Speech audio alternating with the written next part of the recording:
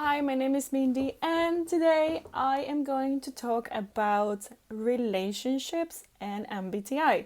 I've chosen, of course, ENFP as an example and INTP. I mentioned this example or that something about this pairing in other video. I think it's the video when I talk about the INTJ, and I wanted to make a video about them because why not? So let's dive in. Well, I think I would like to start with a few thoughts on INTPs. Um, okay, so as I said in another video, it seems like we kind of like them or we tend to find them attractive. Um, I think they have also this kind of reserved look, or they look reserved to the ENFP. It looks a bit mysterious. They are well read, most likely. They know a lot of things, and like it seems like we can learn from them as well. Uh, I think I've met some INTPs that actually are high on S, would be SI as a third function. Yeah, I hope I'm not wrong. So they actually, when they're kind of highly functioning, they are good for finishing projects. It's kind of, they can kind of actually inspire the ENFP to also get their shit together and do things that they have to do. Um, so that's there. I know 3 INTPs in my life. Okay, but let's move on to the part of the romantic relationship. And I'm going to start saying, like, I am not sure if that's a good match. Um, and I've experienced it, and it is not a good match.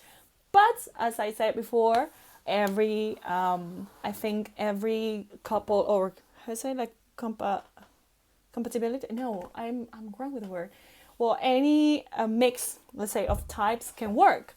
But in my experience, what happens with the INTP is like they are just the most TI users I've ever met.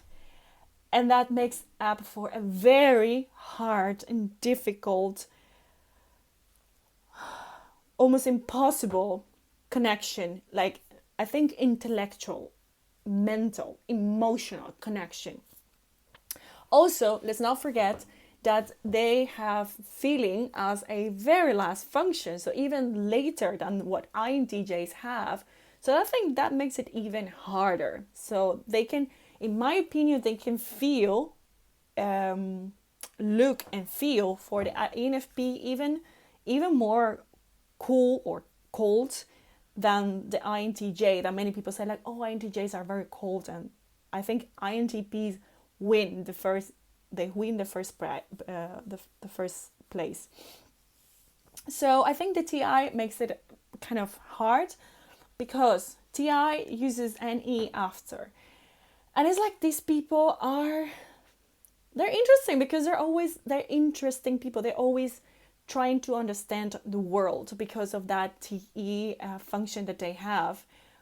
Sorry about lighting is getting darker here. I hope you don't mind. So the TI makes that this person is always kind of trying to find the truth. They're always searching for, they have this concept and they're trying to compare it with another concept. So it's always about debating with another person because they're trying to actually even kind of poke the other person so the other person can give them this new information they're looking for. And ENFPs, we don't like people to poke us and to provoke us that way. We don't like it.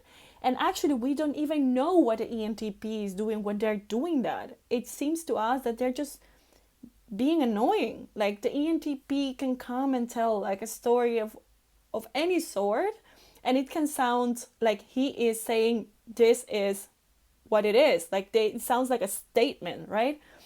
And that's how the ENFP reads it.